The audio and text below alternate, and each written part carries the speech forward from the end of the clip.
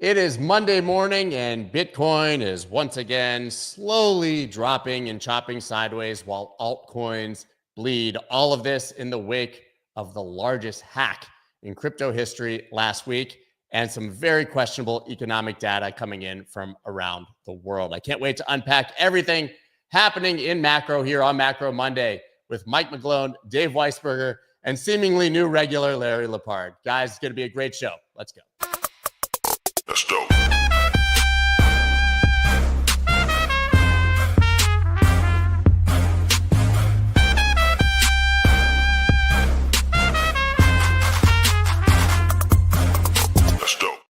What is up, everybody? I'm Scott Melker, also known as the Wolf of All Streets. Before we get started, please subscribe to the channel, hit that like button. I have regrets, and they are that I missed Macro Monday last week, something I try not to do.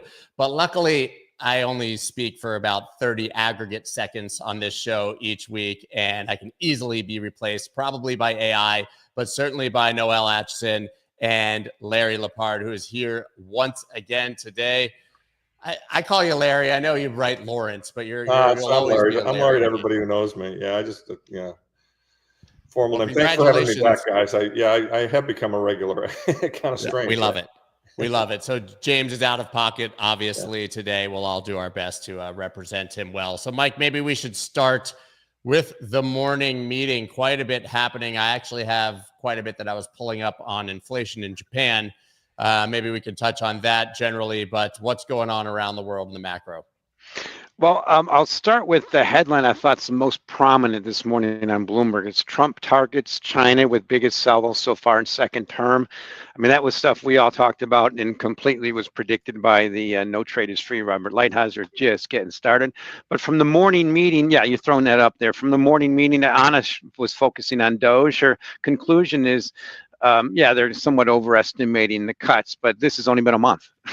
It's for some of us, this is the most shocking thing I've ever seen. And we were hoping for, move fast, break things. But the disinflationary impact of Doge, she thinks, will be a pretty significant deflationary force, quite substantial, and it might have a marginal unemployment effect. And Fed's going to be more likely to cut because of Doge, was her key conclusions. The key thing from Gina, who's been uniquely bearish on the equity market, she's pointing out U.S. stocks are starting to lag the rest of the world this year, and that's very rare for that to not continue. Once it gets started, usually lasts for the entire year, and she's pointing out operating margins are falling. Expectations for earnings were just way too high. And that's kind of the key things from the meeting. My bias is commodities are going down. Larry, what do you think? Except gold. Yeah. Sorry, speaking of Larry. No, that's right. I mean, I see continued. We're starting to see some signs of economic weakness last week. I think we saw, PMI was soft and inflation expectations are higher. The Japan inflation number, which you just referred to, I don't have the number right at the top of my. Japan's about 4%. Japan's inflation rate climbs to 4% in January, highest in 2 years. And this is interesting what you just touched on, the inflation expectations. Go ahead. Right, and I think that's just because people are seeing it everywhere. I mean, it's how can you not see it? My example this morning, I went to do. I just got returned to Twitter, so I wanted to do a proof of me. I bought the Wall Street Journal. The Wall Street Journal in a printed edition now costs $5. I was shocked. I was just shocked. They still make a printed edition? I guess they do. I guess that's the more relevant question. Yeah, there's that too. But still, isn't that an amazing price? I just, it's old fashioned. Yeah. It's funny. I always argue. I always hated newsprint, so I'm perfectly happy to do everything. Yeah, well, I bought one in years. I only bought it for this one time purpose. No, I get that. I always used to look on this show at something. I was just looking at it this morning. Like one of my favorite economic indicator, is the Baltic Dry Index, which does shipping. And what's fascinating about it is it looks like it really hit a pretty bad bottom at the end of January. And in fact, if you go back even on a 5-year basis, what it was at the end of January was very close to it. We hit in February of 23, we hit slightly lower than that. But it's still bouncing around the bottom. It's up a little bit from that. Actually, I mean, in percentage terms, fairly significant. Yeah, there's a monthly chart I brought up. Yeah. The point is, the point is that we're kind of at that place where over recent history, economic activity is kind of bouncing around the bottom. And, when we start talking about starting to roll over, I get worried because, you have to go back a very, very long way. Going back to, a very long way to find it, much lower than where it is. I mean, it did get lower in 15, significantly lower, like half of where it is today, actually less than half, in 15 or 16. Before that, you're going back into the 80s. And so when I look at this, it's like the world in January was terrified of Trump tariffs, right? You had a bit of an acceleration. So in December, people shipping stuff before the tariffs got hit. Then, January was weak, and now it's kind of looks like it's normalizing. If in point of fact, tariffs ended up being reciprocal, then it will end up being a nothing burger because it'll be a negotiating point. And it's really a question of how the rest of the world reacts. I mean, the thing that's interesting about the, Trump and Lighthizer and this philosophy is it really matters on what the other side does. Well, we don't know what the other side's going to do, right? I mean, we saw a little bit of a salvo with some China news over the weekend that they're kind of saying, well, we want to be able to keep doing the tariffs and keep doing the things to promote our trade. And so they're looking at other stuff and they're whining a lot now. Now they're actually going into the press, which is, to me, is kind of funny. It's like, the political bedfellows nonsense, where the Chinese are pushing Democrats to, whine and complain and stir up people to try to get opposition, which will have as much success as the typical me arguing with my wife when I'm wrong. It won't work. It doesn't work when you're right. When I'm right, it works very infrequently, but when I'm wrong, it never works. And since I'm wrong more than I'm right, when it comes to that situation, it's you're wrong all the time. That's just by default. My point is that we're all the world's in negotiation. We have the chief negotiator in chief and an administration filled with negotiators. I mean, you look at that cabinet. You have a trader in secretary, a really, accomplished trader as Secretary of the Treasury. We have a really accomplished negotiator in business building in the Secretary of Commerce, right? You look at the people he's staffing his administration with. I mean, this is a team. Even J.D. Vance walks into Europe and basically tells them, "You guys suck," in a speech. Brilliant speech, by the way. Just from a content point of view, as a what do you call it, rhetorician or a student of rhetorical history, that speech will actually be studied years from now. But the fact is, this is a negotiating administration, and so we don't know what's going to happen because it really is going to depend on what Xi decides to do. And I don't think anyone cares what Europe wants to do because they can't figure out what they want to do themselves, so much less anything else. And who knows what Starmer will do in the UK. I mean, he's like, whatever. I mean, we could go down that rabbit hole. But the point is that what I kind of think what Anna says is right. When you look at what Doge is doing, they are scaring the living crap out of all of the politicians and their families who are making money on the back of us in the business community. And they're going to be talking about, there's going to be a lot of unemployment in the Washington area. That's certainly true. Northern Virginia house prices are already looking really sickly. But if that happens, then the Fed has some room. And, we'll see how that goes. I mean, the last point that I'll make, because Mike didn't make it, but should, because you usually do, Mike, is the ratio of the stock market capitalization to GDP continues to look ludicrous. And so that's why the US stock market is extended. Now, none of this, in my opinion, has anything to do with Bitcoin, except for I look at this, and the most important stat with Bitcoin is if you woke up 3 months ago to the day of where we are today, and you said, I'm going to go to sleep for 3 months and come back, that's exactly where we are. If you did the same thing with altcoins, you're like, what the hell happened to my money?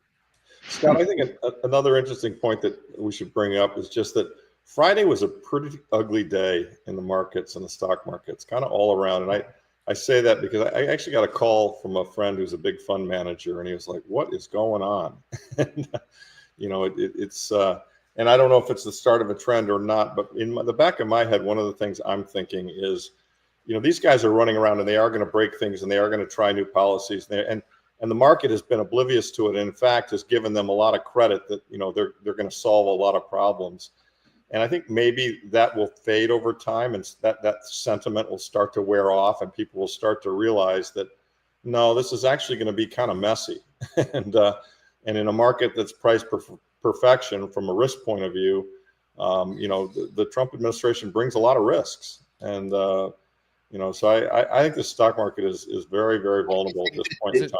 The important point, Larry, is I don't know if you look at this stuff, and Mike, I know you do, is the dramatic increase versus previous eras of ETF and passive investing. Yes. Matters a lot here, because what actually is happening is, and I'm not plugging active managers. I know people like Cliff Asmuth from AQR, if he were listening, which I doubt he does, but if he were listening, he would be, oh, really? Weisberger is actually saying good things about us. But the simple fact is that you have a very large set of changes that are going to be implemented in the economy. If you're a domestic manufacturer of healthy foods, you're going to do well. If you are an international manufacturer using agribusiness seeds, with what Kennedy is likely to do to try to fix the American diet, you're going to get screwed. If you're a big pharma company that relies upon an FDA that's effectively captured, you're not going to do as well as you would. But if you are a biotech company who may find an easier path toward approval of actual drugs with real clinical science without the 10 years of bureaucratic delays, you're going to be better off. I mean, I could go on. Yeah, but Dave, the question is how much of the materials for those are going to be under tariffs that are coming from other countries, which is the nuance of being obviously in a global economy. I mean, take this, look, Apple will add 20,000 U.S. jobs amid threat from Trump tariffs. Larry, if you wanted some proof that people are taking this seriously, right? As you said, I mean, people they're concerned and actually making a move. That's not a small drop in the bucket reactionary move from Apple. That's huge. They really believe this. It's a key thing that I think to remind us about what's happening is Doge is a shocker, the world's largest employer and creator of excess liquidity is cutting back like something we've never seen before. And it's the fear that kicks in. And it's happening with markets most stretched by most measures when you can say ever. That's kind of scary. Certainly U.S. stock market on a global basis versus commodities versus gold versus that. But that headline's key. The key thing to remember about why has it been have the trend in most corporations offshoring things like towards China, everything is for profits and earnings. Poof, those are going to be gone. And they're way over expected. Not gone, but they'll be pulling back. So that's the key thing to remember is maybe the stock market can go up in that environment. So it's just, I'm going to make some calls here. So first of all, we end the month this year. So far in the month, Bitcoin's up about 2%. I'm sorry, in the year. S&P 500 total returns about 2.4%, and TLT is almost 3%. To me, those are trends that all you have that little stock market go down 10%, TLT is going to rally 30%. It's so overdue. So the key thing is also what's the best performing. One of the best performing this year is gold's up almost 13%. And the key thing that'll I think is kicking in is gold. I make a call. Gold ETF outflows for the last 4 years in a row. We'll switch to inflows this year. Just getting started. They're really kicking in. I think people are seeing that. Yeah, okay, make America great again. It's kind of how much greater is going to get. We have to get through discombobulation first. So I'll make another call. I think crude oil made a peak this year around 80. I think it's going to 60.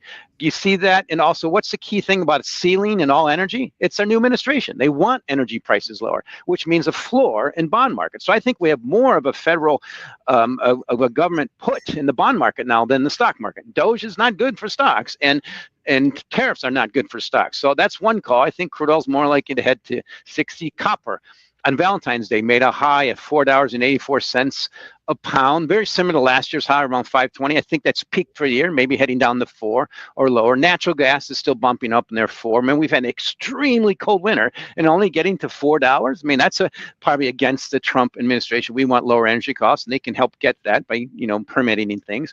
And then you look at the agriculture. You mentioned food and energy. Corn is up around 5%, and it's the longest I've ever seen. Speculators. Open interest in futures, what drives the market, are the longest ever. We've never seen futures this high, and speculators net longs are 20% of that. So what I see in commodities is you need bullish fuel, but normal is they're stuck in ranges and typically they go down. Wait, really quickly, Larry, I know that you're a huge Bond bull. They're your favorite. You think everybody should own them more. Okay, guys. Sorry, I'm trying to start a fight with sarcasm, but what Mike just said, they're obviously basically TLT outperforming, Bitcoin or S&P. Obviously, no, it's depending on time frame. But I know you can't agree that that's where. Well, no, I think Mike is right, and Mike is smarter and closer to the day-to-day, month-to-month, week-to-week movements in these markets. And if we get a big back off in the stock market, could a bid come into the bond market? Absolutely, I totally accept that. But longer term, am I a bond bull? No way. I mean, longer term, I just wrote a book about how there's, in my view, to keep this whole damn thing going, they've got to continue printing money, and as we all know, that's very negative for bonds. But shorter term, big stock downturn, people looking for a safe harbor, sure, it could happen. Interestingly, though, the safe harbor to date has been gold and Bitcoin. Gold and Bitcoin have outperformed bonds massively since 2020. Bitcoin's up 2,000% since 2020 in bond terms, and gold's up 200% since 2020 in bond terms. And those are the two markers that I use to suggest that we really are in a sovereign debt crisis. Now, as I said in last week's program, Doge is going to try to help that, and I applaud the help. I applaud the notion of getting the waste out of government. But I also, kind of say, all the people who think Trump is going to solve all the problems quickly and that Doge can do what they say they're going to do in terms of balancing the budget, in my view, they're living in fantasy land. 80% of the budget is, Social Security, Medicare, in interest, which you really, unless they drop rates, you can't solve. And what's the fourth? Defense. And so, and maybe they can take something out of that. So Doge will take maybe $300-400 billion out of the budget, but we're running at a $2.4 trillion deficit run rate, up from 1.8 last year. The first two calendar months or fiscal months of this year, the deficit grew 64% year over year in fiscal 25 versus fiscal 24. That stat just amazes me. Washington is really out of control, or was out of control, and Doge is trying to control it. But I think the train's kind of left the station. And so I'm with Mike. I don't dispute that shorter term, he could be dead ass right. But I know what, I make investments in 1, 2, and 5 year timeframes. So I'm pretty comfortable being a bond bear over those longer timeframes. I'd be curious to see what Mike thinks, if he agrees. Really quickly, I think, Larry, it's reasonable to support transparency and finding where the government is wasting taxpayer dollars and believe that Doge is a noble effort, but also understand that there's just not enough money for them to find that's going to solve any of the major problems. I think those are two reasonable positions to have at the same time. I think when you look at the debt crisis, it is definitely going to help. It's going to slow down the train. Yeah. As Lynn says, nothing stops the train. That's right. Yeah, Lynn Alden has been spot on this. The fact of budget situation is there are a few cross currents here. Cross current number one is entitlements are the boogeyman.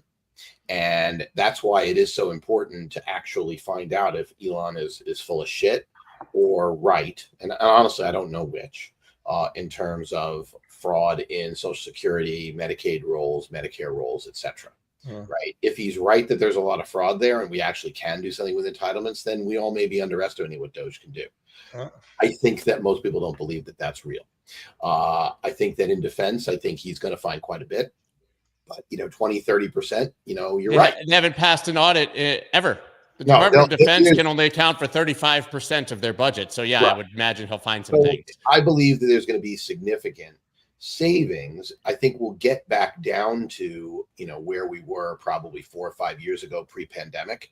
I don't think that without major structural changes, i.e., Congress deciding that they want to actually do their jobs, as opposed to continuing to spend to provide, Congress people believe their job is to campaign for the next session of Congress. And what's the single best way to do that? And it's to give money to your constituents by pork things that you insert into omnibus spending bills. And until you fix that, you don't get anywhere. But they're going to make a lot of changes. But the one place where I dispute Doge being bad for the stock market is I think Doge is not uniformly bad for the stock market. I think it will be bad for the largest companies in the stock market, which have been the single things driving the S&P.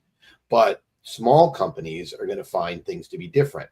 If you're a big company and you're outshoring and you own the regulators and you've been setting up regulation for the last 5 years, probably 30 years in your favor, now we have an administration that says, oh, wait a minute, we don't want to have these very complex, regulations. It means that companies that don't have 5, 10, 15, $20 million compliance budgets can now compete.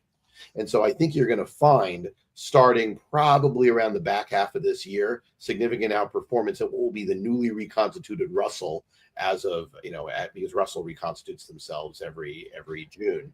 I think you'll find a small benefiting over large trend will establish itself. But anyone listening, I'm not saying this is happening now. And in fact, the Russell fell more on Friday than the rest of the market. But I do think that this trend toward regulation as a way of establishing competitive moats is going to go away. And oh, by the way, for crypto, that's going to matter a lot for issuers who actually are creating value as opposed to extracting rent. And we can talk about that as well.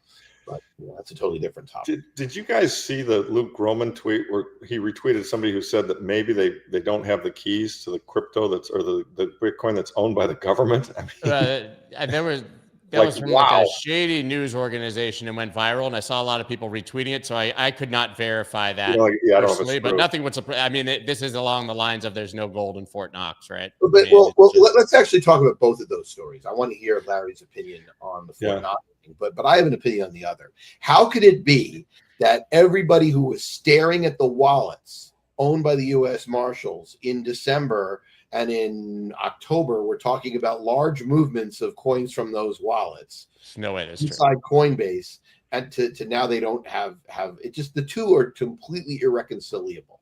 Right? I don't know who leading report was, but this is where I saw it. 43,000 likes. As you can see, every Bitcoiner jumped right on the train to tweet that. Oh, man. I mean, I saw it, and my first thought was it's a public blockchain. You can't have the two stories. The market gets knocked down because Biden is going to rush to sell his Bitcoin, and here's the forensic proof on the public blockchain, and then a story. Oh, Biden lost the keys. The two things are just not. I agree. I hear you. Those two thoughts can't be in your mind at the same time. There's a lot of noise on the web. We'll have to see if it's true.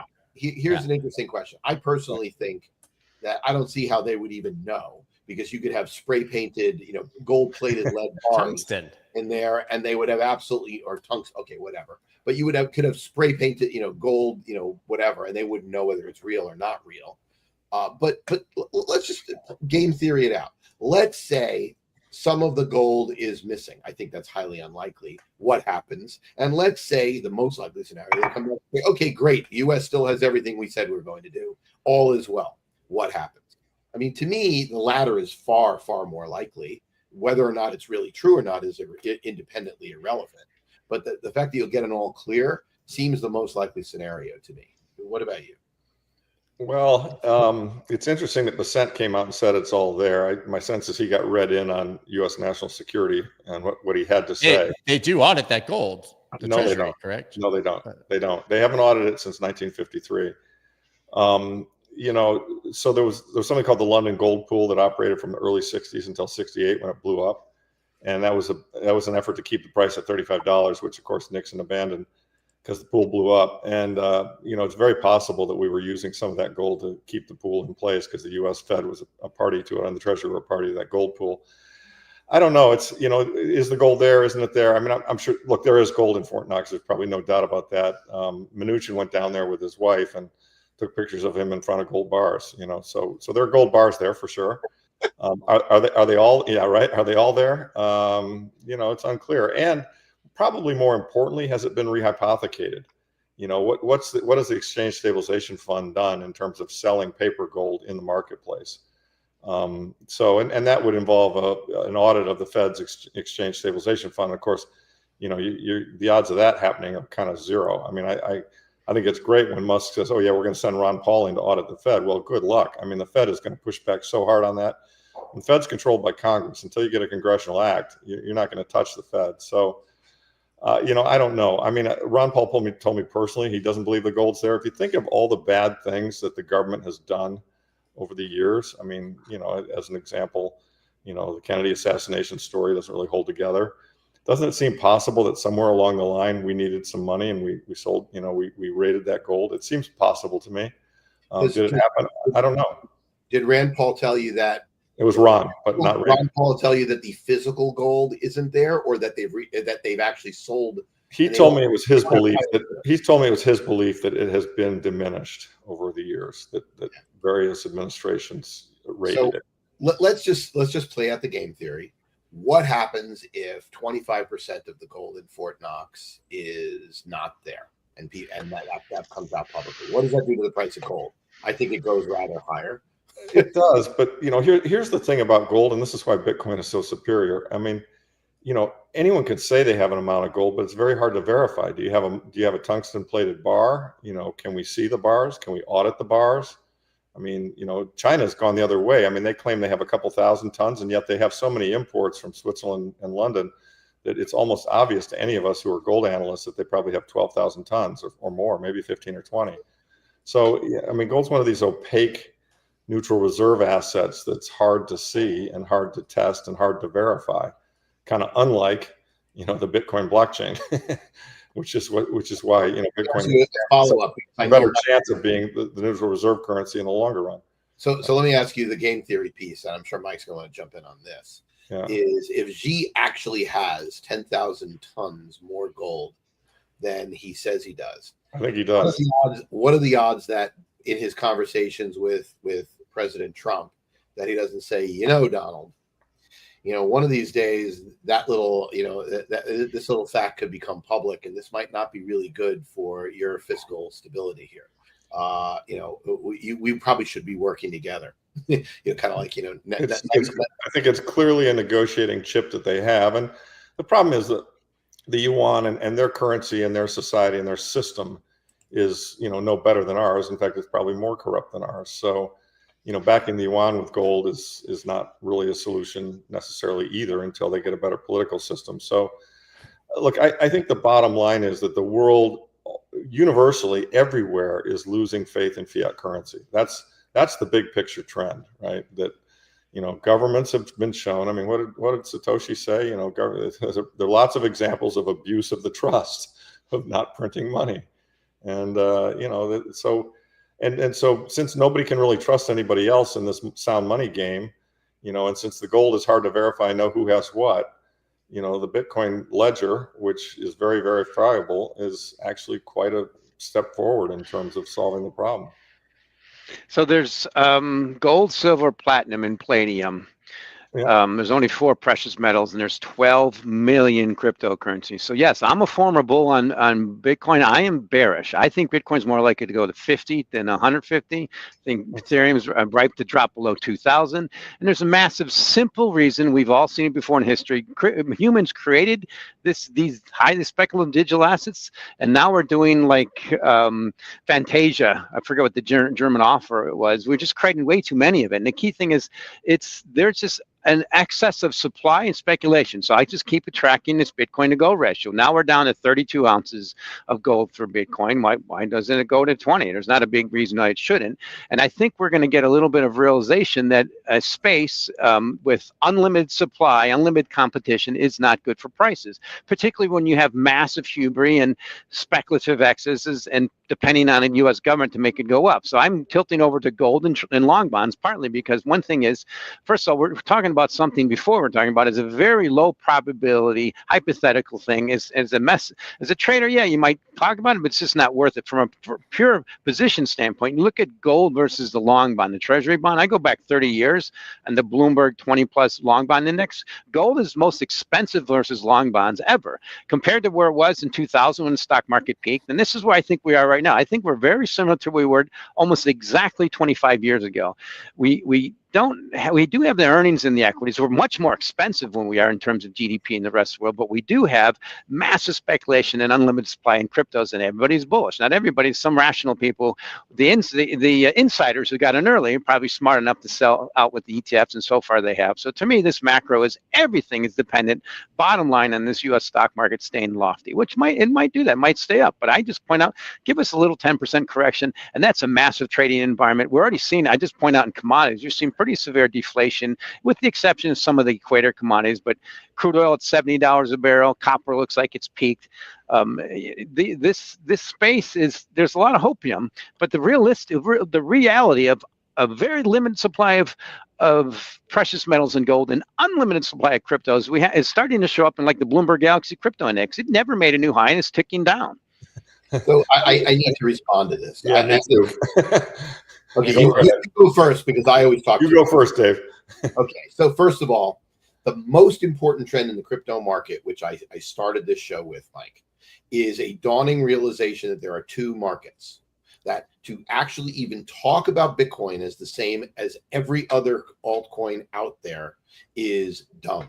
Now, I'm not Eden Yago, although I do agree with Scott that he is a brilliant man, and there are many things that I've learned from him. I've been on the stage with him. I've talked to him. He's a smart guy.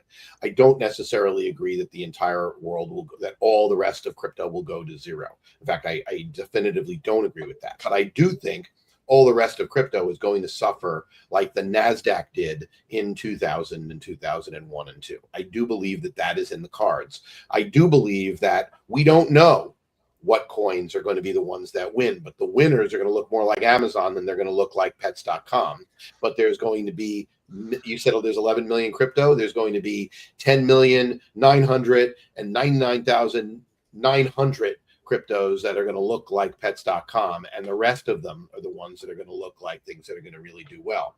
I've been beating the drum about meme coins for months now, ever since the election, and I said, listen, we've had 4 years where the only way you could create a token in the United States and not have the SEC bang on your door is to literally pass on no economic value, which meant either do meme coins or bullshit governance tokens. Now, the smart governance tokens are talking about where there is actual economic value, talking about changing that or framework to do it. That's why Ondo has done okay, right? But most of these tokens are going to go to zero. They just are.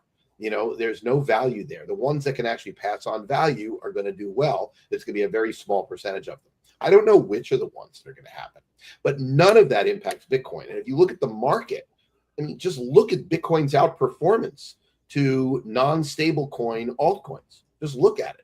Are we at an all-time high right now, Scott? We must be, I would think. I don't have I have Bitcoin dominance coincidentally pulled up right now, but this is not without stable coins. It's obviously probably around 70% if you take stable coins out of it. You've got to imagine. Yeah, it's very high, and it's going higher. So this argument that other things are competing with it, the only community which claims to compete with Bitcoin is the XRP army, and I will take. And look, I own some XRP. Okay, I understand the investment thesis. It's nothing close to my Bitcoin position, but it's not hard money in digital gold. That's the investment. It's not. But I'm telling you, you got to stop with that one. You want to use that to talk about Ethereum, the Galaxy, Bloomberg Index. Yes, I totally understand your point, and there's logic there. But I really, after Lawrence, talks, I really do want to hear your opinion on the whole gold thing, because you've been talking about gold, have been a gold bull for a long time here. I mean, I'd love to hear what you think about the whole Fort Knox and confidence and paper gold and what that means. Yeah, let me just address. You covered it pretty well, but I just want to emphasize the point you made, Mike. I mean, Mike, I think a mistake you're making in your head is you're conflating Bitcoin with all the other cryptos. And you're right. There are thousands of cryptos and they're bullshit. And there's all kinds of speculation, and they don't have legitimate use cases. And they sadly really confuse the whole story a lot. They've hurt a lot of people. People have lost money in Sam Bankman-Fried, all these guys. And I actually address all of this in my book as well, that sadly it's sent a lot of people away from the track of understanding what Bitcoin really is. Bitcoin is a technological invention. Bitcoin is legitimate, immutable, digital scarcity. So just go through that slowly. It's truly a number of units, of digital units, that are only 21 million of them ultimately will be produced. And therefore, in a sense, it really has become a digital form of gold. People are buying it because it's the hardest money around right now. Its stock to flow ratio is higher than anything else. It's twice the ratio of gold, and it'll get higher every 4 years. So I think it's very important to separate that away from all the crypto noise and nonsense. And, I mean, look, in a big downturn, everything's going to go down. In a liquidity crunch, everything's going to go down. In March of 2020, Bitcoin got hit. They all got hit. Gold got hit. But by the way, when Powell turned on the printing press, that Monday morning, they all recovered very rapidly. Gold and Bitcoin kind of the fastest. Gold the fastest, and Bitcoin followed. So the point is, I think it's don't confuse the two. They really, we're talking. I mean, Bitcoin is a completely different animal than crypto. Unfortunately, the market and most people don't understand that. But that will become clear over time, in my opinion. I want to go down, and this podcast is the dumb one. I love being. I want to be the dumb one. You can't steal my job. You cannot steal my job. Those of us who worked in the trading pits and from big families, I love being the dumb one when it comes to market calls. And what you just said, Larry, I love it. I said that 10 years ago. I loved it then. But now we have 12 million U.S. humans are messing this one up. And I just wish you luck. I'm still bullish gold, and I still think long bonds will be the next big trade. Been completely wrong, but I got to be considered really dumb before I get it right. It's usually the way it works. And I wish you luck, but how many times in my career I've said what you just said? Let's just not waste time with that. Oh, divinable diminishing supply. I get it, all that silly stuff. But now it's not. It's just there's unlimited competition of this firstborn crypto, and I wonder what Satoshi would think about 12 billion copycats now. He probably wouldn't 12 like million. It. Apparently he's Jack Dorsey, by the way, in case. No, Len Sussman. I think it was Len Sussman. I agree with you, Mike. I think it was Len Sussman too. But let me just say really quickly, in context of the Trump token, I think that Trump put in a ceiling for all of those 12 million cryptos that you talked about by launching the Trump token.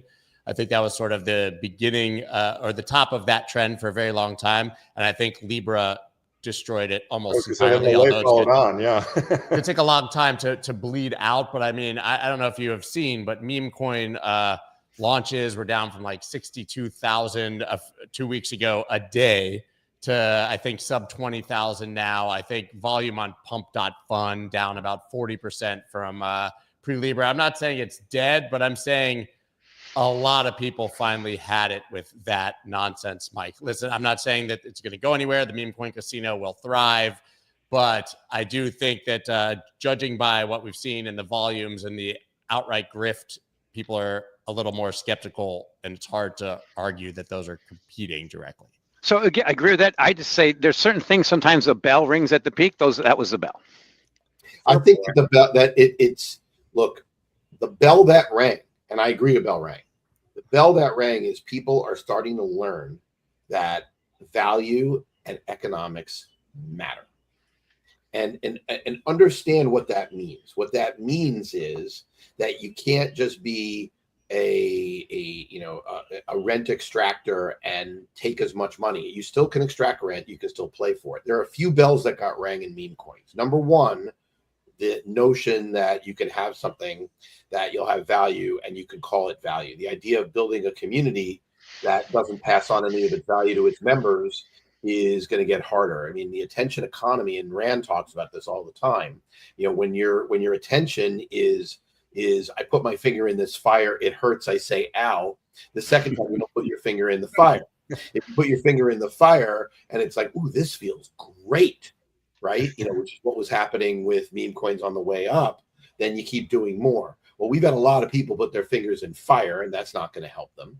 And we have a complete change, a 180 in the world's largest regulatory market, which says, it hasn't physically changed yet. The only thing that's changed is people know they probably won't get sued if they do something that isn't horrible. But the second bell that rang is, there are a lot of people out there saying, wait a minute, these rules against market manipulation are probably a good thing. What is this sniping anyway? What's the difference between this and what we accuse HFT traders of doing back when Michael Lewis wrote Flash Boys, which, by the way, by that point was mostly bullshit. And there was still 60 Minutes talking about it. It was a major news story. We have not invented a new grift here. We just have a faster technology to do it. Yeah, that's exactly right. So, speaking of someone who ran a high frequency trading firm at the time of Flash Boys, I can tell you that the most likely scenario is going to be that, and that if you're a DeFi market, your code has to be open source and people have to understand what's going on and publish what the grift is so people can know it. And if you're a CeFi market, you're not going to allow market makers to have special access anymore. That is literally what's coming, people. And if you don't see that, then your heads are in the freaking sand. So the only difference here is that it wasn't presidents that were tweeting them the second that they launched. Look, it's not very clear. It's not clear at all. Whatever. It had anything to do with sniping. They just wanted to create it. I think they were ignorant of what people were doing on the back of it, and it's extremely clear that Milei was ignorant of there's no question there. And by the way, if you want to know when the real top comes, it's when Kanye West launches Swastika Coin this week. We're not going to talk about that because my brain just can't handle it on Monday morning. But the meta point here matters. The meta point. There are two meta points. Meta point, Bitcoin different than the rest of crypto, and the meta point, crypto is going to go through a serious purge of bullshit over the next 2 years, some of which internal by people getting pissed off and losing activity, and some of which is external. Where I would make the argument, Dave, I don't think we're going to see a serious purge of bullshit. I just think that most of it will fall completely flat because that's what I think we're actually going to see on a percentage basis a lot more bullshit because of great news like this. I'll show you. What's that? SEC ends investigation into Robinhood, right? We haven't even talked about the fact that they dropped the investigation against Coinbase. They dropped the investigation against OpenSea. We now have an environment which is much better where it's been deregulated and people can innovate and we can build things in the United States and entrepreneurs will be let free. We also know that means that scammers are going to go absolute wild and the casinos are going to go nuts. And I'm not saying that's a bad thing. This should be the environment. People should be able to do what they want to do. But I don't think we get less bullshit. What I can hope is that we get less attention on the bullshit and it comes back to utility. So one key thing to remember about places like Robinhood and Coinbase, and certainly what you said, Dave, is let's remember what this space is. It's the best casino on the planet for being able to click a button and trade. Remember what it's wonderful trading. Those of us who came from the day trading environment and the trading pits, and just remember it's wonderful for that. People should do it and continue to trade and have fun doing it, but you're probably better off selling rallies. And when we lop off zeros on most of these cryptos, Bitcoin will suffer a lot, and I think that's just getting started. It's going to continue to diverge, just like Amazon did, and when the big crunch happened down to the bottom in 2002, it dropped like 90%. Now that's picking a point in time. I get that, but this is things only happen a few times in history and in a lifetime. I'm saying, to me, this whole market looks to me exactly like it did 25 years ago. And those of us who were considered dumb then for recommending 30-year long bond, I'm sorry, actually zeros back then. I remember I was at a trading desk and I was told that a few times, but it just emboldens the view. Like, yes, I know you pretty much made a lot of money. I just wish you luck, but sometimes you got to just come out and point out that there's value. Where's the value? Yeah, I was around in March of 2000, and it has the same feel to me. I mean, it has the exact same feel. The speculation is just absolutely out of control, and it is not going to end well for many, many, many people. And there's no doubt if all that liquidity goes away and all that paper wealth and fake wealth isn't there, some people they're going to have to sell the Bitcoin they have just to sell gold too, right? Not always. Yeah, and gold. Always sell what you have to, and not. Yeah, everything will go down. It's just that in 5 years, and particularly after the big print occurs, which we know mathematically kind of has to occur, then everything will go back up again. Well, I hope I'm alive 5 years from now. For 5 years is a long time. I was going to say, Mike, if you were dumb 25 years ago, that was the year after I graduated. I need college. to jump that was the peak stupidity of my entire life. So, Larry, you just made. Well, you're doing pretty well. Larry, you made the point here, and you have explained what's happened for 3 months, and what seems to be hitting a crescendo soon, which is the washing machine of crypto. Is exactly what you just said. The people who are diversified in crypto or who speculate in crypto have been selling Bitcoin to people who look more like the three of us then look like the original Bitcoiners who take the Bitcoin, either stick it in cold wallets or have it in their ETF in their 401k and are leaving it sitting there. So you've seen the great washing machine from weak hands to strong hands, where the weak hands are the crypto bros who, oh crap, I 10x levered Solana, bought it at 250. Damn, I just lost all my money. I need to sell some of my Bitcoin collateral. Just got flushed. Right. And I still think those guys collateral have gets Bitcoin. flushed, then it gets getting sold to ETF holders and boomers and pools of money, sovereign funds, and states. And by the way, guys, that's why when I recommend Bitcoin to people and to my clients and to others, I say, folks, let's study the history of this asset class. This asset class has had 3 or 4 drawdowns that have been 70%. So, whatever you buy in Bitcoin today, you have to be ready. You have to understand that in a 4-year time frame or 5-year time frame, you'll be fine. But you have to be prepared for that drawdown, and you're not going to get blown out. Because the way you get hurt in Bitcoin is you buy a peak, and then the drawdown comes, you think you're wrong, and you sell it. Okay. Here's a question, Larry. Yeah. Strategy has acquired 20,356 Bitcoin for $1.99 billion. So he just spent another $2 billion. Is he prepared for a 70% drawdown? What's he doing to do? He's borrowing money to buy a highly speculative digital asset. History proves, I just learned this in the trading pitch. You always learn, everybody want to be a trader, and you've learned that 1 out of 10 do okay. You just don't hear the stories about those who get the D's, the death and divorce. It's just good luck. The amount that he's borrowing relative to total enterprise value is very light. It's like 10% or less. And so, and a lot of it, the cost of it is, close to zero on an interest rate basis because he's selling converts, So I don't think he's at great risk of having to sell anything to repay those loans. And even if, there was a time when he was underwater on his average basis when it was down at 15. And, he had some loans, that were secured, and he was able to term those out into unsecured. And so I think he's executing a strategy that's rather brilliant, actually. He's borrowing in the shitty currency and he's buying the sound currency.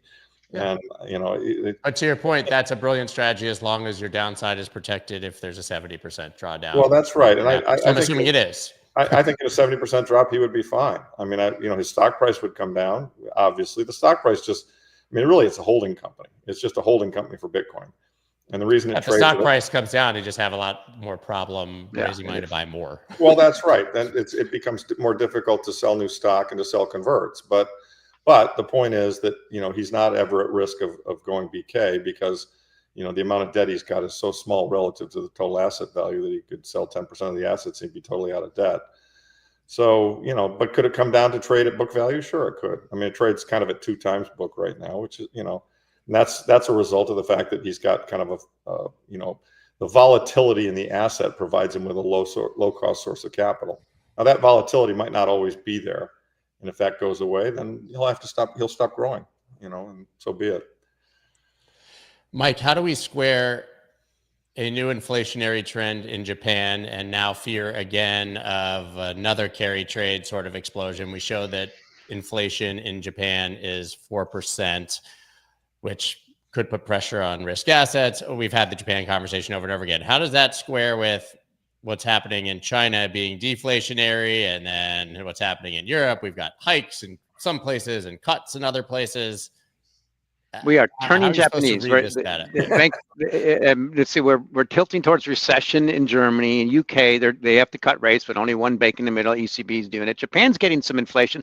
It took 3 decades. I traded JGBs in the 90s, early 90s. I remember I worked nights to do that in New York. And to me, what's happening with CGBs right now in China, by saying this before, severe deflationary forces. What they did do, the U.S. cut them off from just outright exporting to U.S., made and build here. They still allow them to have a massive surplus with the U.S., but that's what's happening in China. China's just 10 times the size.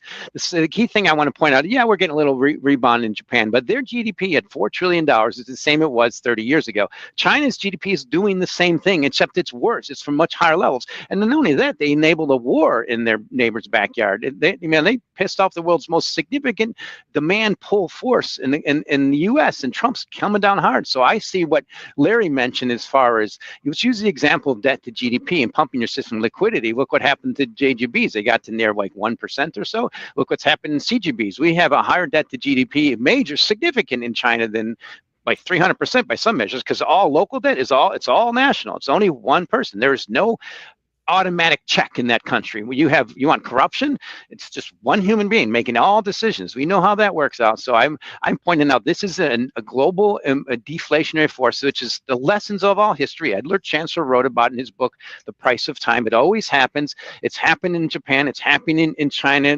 Signally, it's just starting to happen in Europe. They made a mistake of having that war in the background, and it's just a matter of time to get to U.S. That's why I pointed U.S. bond market. I'll end with this. The average of the top 5 bond yields in the world, including India and China, Japan, and Germany, is about 120 basis points below the U.S. That's the bond market rally I've been looking for. I've been wrong for 2 years, but I was able to say bullish Bitcoin for a while. Now, to me, everything's tilting towards there's only one asset I think is going to go up, and that's Treasury bonds, because it's the cheapest on the planet, and historically versus gold. So, but Japan's good to be roped in. It just, remember, it took 30 years to get there. That's where China is now. So in your opinion, Japan is the outlier? No, they're coming out. They're finally coming out of it, but they still have to export. And what's happening with Japan is they still have a focus on internal combustion engines, and they're getting crushed by China. BYD, what's happening in Germany? Just the technology is moving beyond them. So to me, this is the part of the severe deflationary forces that Japan pushed a little bit on. Now China's kicking in. And I just hear it from, I was at this mining and money conference last week. So Larry, get a lot of gold bugs there. But the key thing I hear out of that is the deflation coming out of China with their renewable vehicles. That's what's part of what's crushing Japan. At least they're getting a little inflation in the meantime. But think about their auto exporters. They have to defend. They're still focused on internal combustion, and the market's moving away from these vehicles. Yeah. I just will continue to say something. I mean, I know probably you say this in your book multiple times, would be my guess. When you use the word deflation, I always talk about this. There's a difference in consumer inflation, and asset inflation. If you're asset deflation, if you're printing money constantly, and the entire G20 is running at this massive yearly deficit with this huge debt backlog and debt to GDP that's over 100, on a global basis, to talk about deflation without considering what's happening to the denominator, which is that fiat money, I think is misguided. Now, if you're talking about deflation in the sense of relative from one place to another, right. I mean, Chinese cars are kicking the crap. The only reason we don't see it in America is we don't let them here. My son, Ian, and CoinRoutes, who's expanding in Dubai, right? We see that. And so you see the Chinese cars and they go, oh my God, these things are great. Really well made, much, much cheaper. We don't see it here because we don't have it. The Japanese car makers actually have a serious problem. Mike, you are 100% right. And they are cheaper. And so, yes, there are deflationary forces driven by technology in consumer goods where technology can impact that. But what it can't do is change the fact that the denominator, i.e. the supply of fiat money, is continuing to increase. So base of that denominator, something has to give. And that really is the essence of the Bitcoin argument for sound money. And oh, by the way, it's the same argument for gold, but which is why gold is continuing to move higher. Eventually, the selling from crypto people will be overwhelmed by the people who believe that Bitcoin is a better version of gold. And that's when the next big rally in Bitcoin happens. But yeah, I also just think that most honestly, I think we have such a bifurcated market. I know, and this goes back to the argument that we always have about how many millions of Bitcoin competitors there are. I've done surveys on X. I know it's an echo chamber, but I think that these people don't own Bitcoin. Like when you talk about this person who got liquidated on a Solana trade, or the people trading memes, I literally don't think these are not the people who came in through Bitcoin or speculating. These are people who came in through the meme coin casino, came in through NFTs, came in through Doge, and never bought Bitcoin ever. And most of them are not being driven there. I think it's a totally separate market. Yeah, I don't know. I'm not close enough to that whole marketplace to know. But but I'm sure you have an opinion about the denominator being the fiat currency side. Oh, absolutely. Yeah, no, I'm with you on that. I mean, look, I wrote a book about it. They can't stop printing. Math just dictates that they will continue to print. That sometimes they print more, sometimes they print less.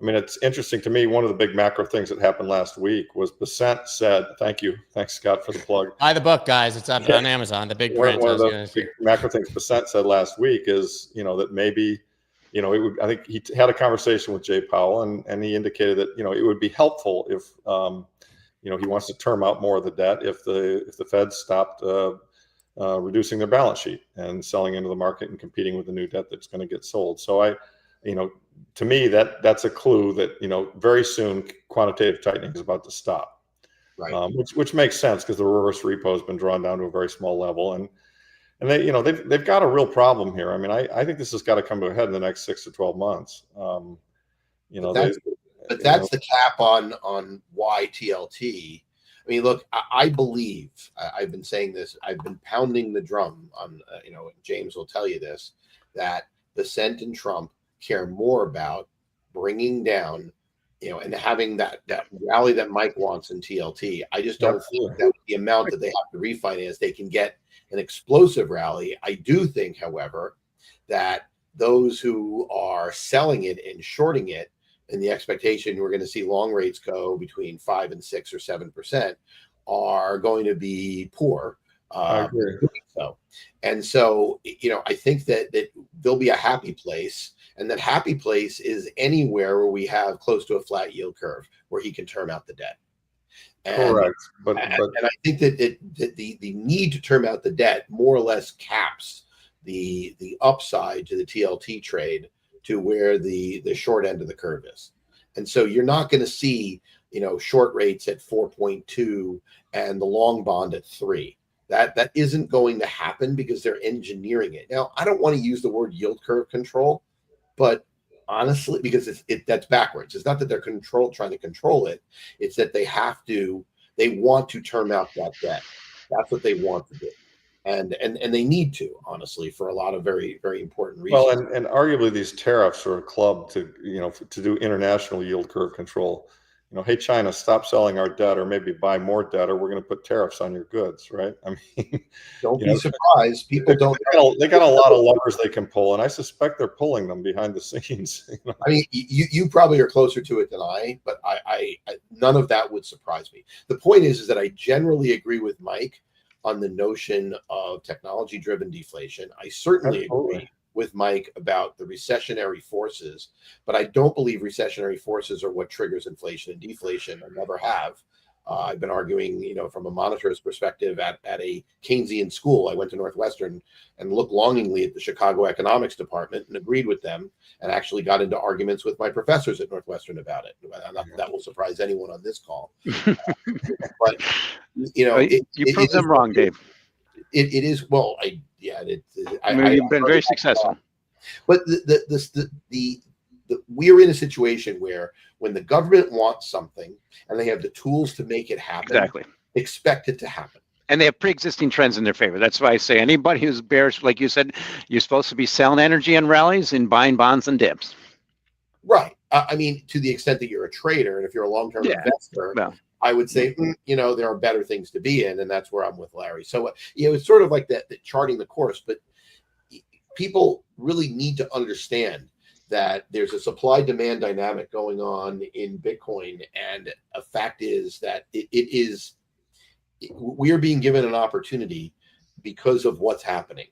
And, we look, just the largest hack in history in crypto. Yeah, we didn't even talk about it, but yeah.